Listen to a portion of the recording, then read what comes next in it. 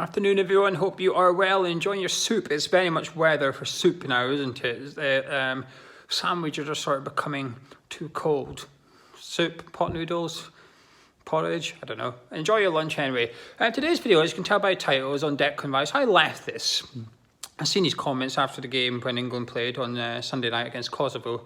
I've seen Roy Keane's comments going around on social media, the clip by ITV, which removes context, but it's coming for a lot of criticism.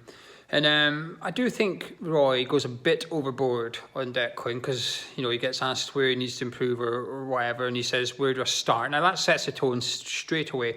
Straight away, the tone is set, which is, I'm going to lay into Declan here. And he goes a bit too far, okay, because he's saying he doesn't track his runners, positional play is really bad, he's sloppy with his passing. And I actually think if Roy was more,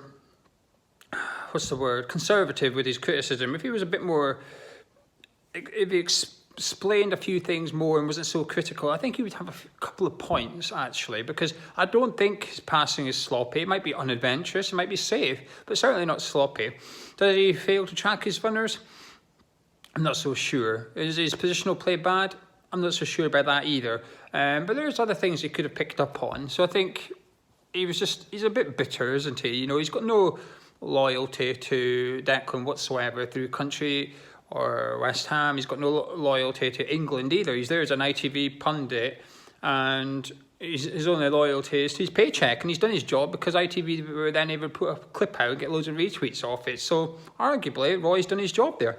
But I just wanted to touch on the Declan Rice thing a little bit. So, hark at me for talking about an Irishman commenting on an Englishman. Well, here comes a Scotsman with absolutely no credentials in football, unlike Roy. But I'm going to do it anyway because I watched the game, and I don't think Declan had an amazing game. Okay, I've seen a lot of fans, West Ham fans on social media.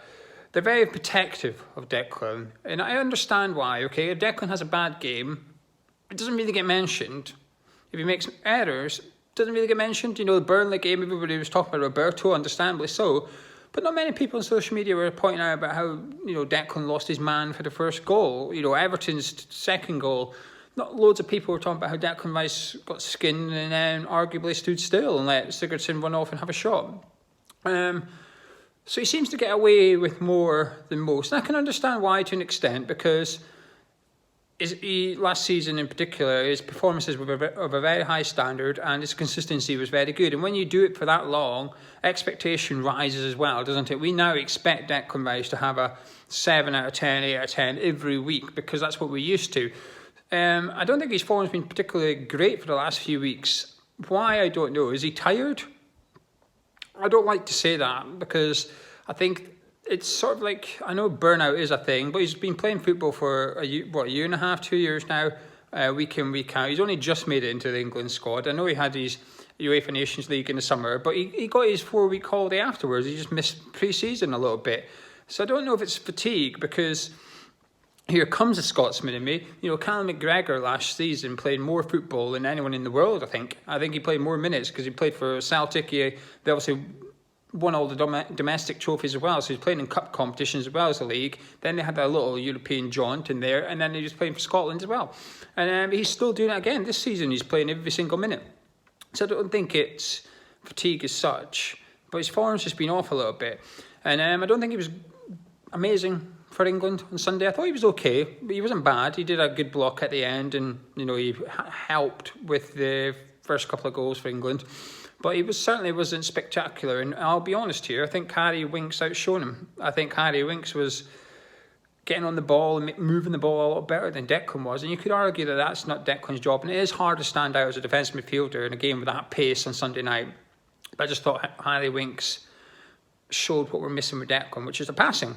But anyway, after on Sunday, I decided to go have a look at the stats because for his season at West Ham, and which I was thinking the last couple of games is it's almost a shame that we don't have a really good alternative to Declan, so we could put Declan in the back. I don't really want to see a back three at West Ham. You watch our previews, Gonzo for a couple of weeks now, and Nicky when he was on, they both spoke about switching to back three. And I can understand why, but I just don't like the idea of it because I don't like our three centre backs. Balbuena, Ogbonna, and Diop. I don't think there's enough in there in terms of ball playing to justify a back three. It would almost sort of turn into, I would worry a little bit, it would turn into long ball. And when we had Creswell in there and Moyes, it wasn't too bad because he can carry the ball a little bit. Now, Diop is obviously athletic, but he's not great on the ball. I think Balbuena's okay on the ball, but he's not athletic. And Ogbona's sort of a mix of the two. Declan would give us that. If Declan went into back three, I would be happy with a back three as long as Declan was one of them, because he would be able to come out with the ball. We've seen it for England's second goal. I'm pretty sure it was your second one. It was Harry Kane's one, where Declan had the ball in the middle and he ran forward. It was only 5 yards, 6 yards, but he dribbled into the up and then just gave it to Sterling. And he thought, well, if you could do that in the back three for West Ham, that's when it would get interesting. Dribble up, wait for Noble or alternative defensive midfielder's man to come to him, then he can play the pass and someone's in space. But we just don't have an alternative defensive midfielder. But anyway, I went into the stats, as I said, and I used centre midfielders and defensive midfielders only in the Premier League that played 5 games or more, okay, which is just under half the season. I think that's a fair filter to apply. So I had a little look, and Declan is 5th or 6th, I can't remember, I should have remembered. He's 5th or 6th for tackling out of those positions, okay. The players above him you'd expect, Fabinho and Didi, top players. Declan's there, stats for tackling, fantastic. Interceptions, fantastic. Now, just so you know, the stats, interceptions, isn't what mean you consider an interception. If player A goes past the player B and Declan nicks it, we consider that an interception, don't we? It's not. When it comes to stats, that's called a block pass, which we'll get onto in a minute. An interception to them is if player A gives it to player B, and player B sort of touches it, but he's not in full control, and Declan takes it. So that's an interception. For a tackle, the player that gets tackled has to be in full control of the ball, essentially. And so for tackles and interceptions, he's 5th or 6th in the Premier League. Superb. But I had a look at block stats for shots and passes, and I was quite surprised, actually.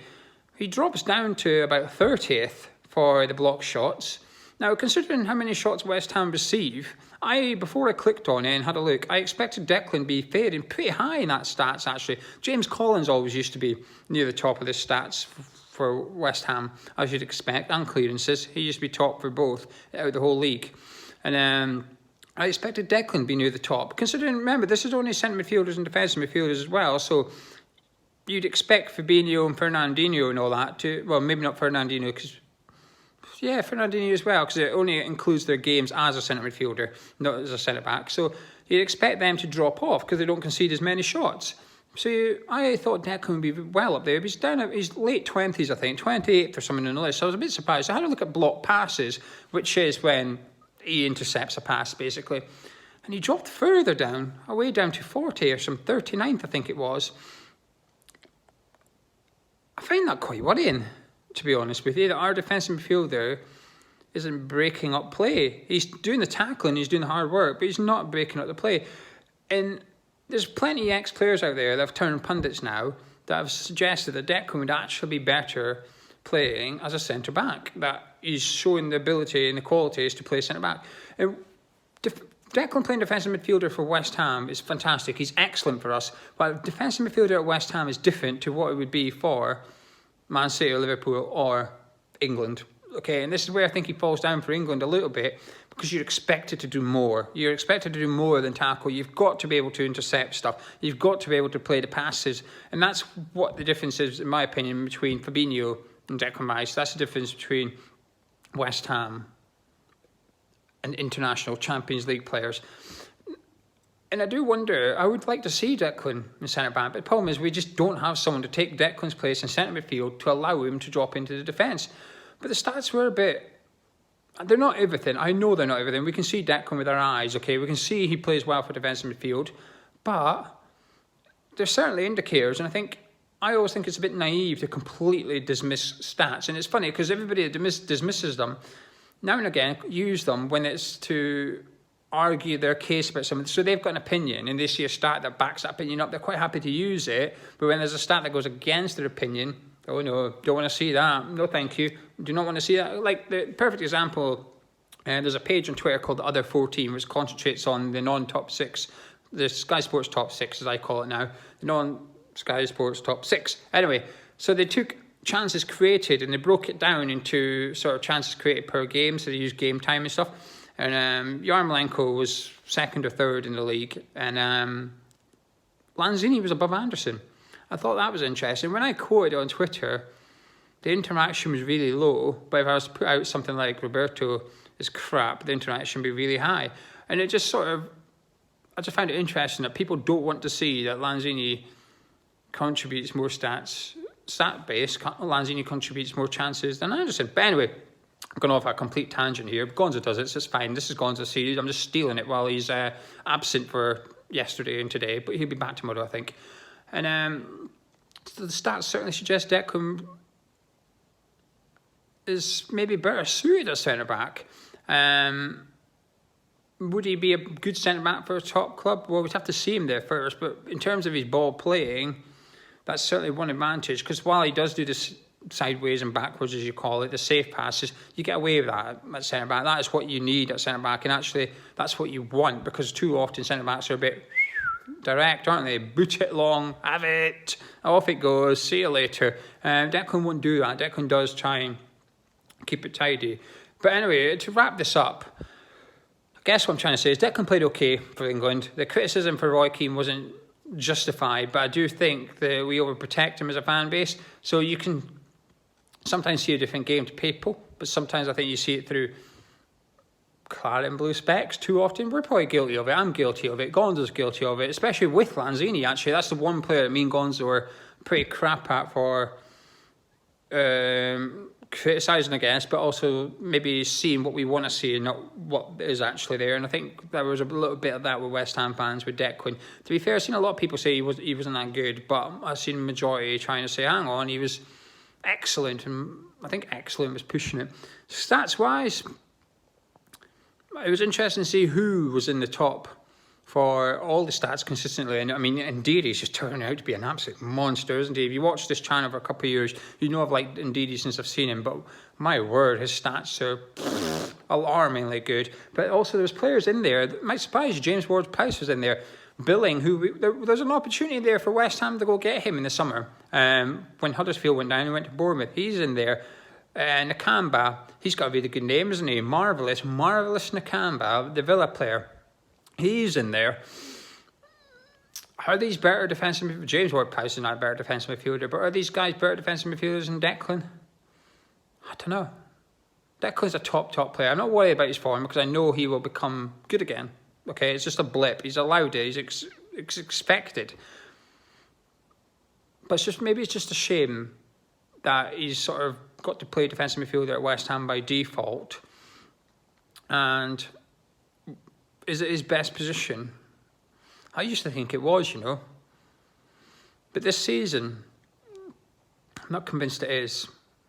I wouldn't mind seeing him at centre-back. Anyway, let us know what you think about his performance on Sunday. Roy Keane's comments. What I'm talking about is in playing centre-back. Hopefully it makes sense. I don't have a script to that. I'm just doing it off the cuff like Gonzo does. He'll be back tomorrow. Drop a like if you've enjoyed this. Subscribe if you're new around here. And Gonzo, see you tomorrow. Bye-bye.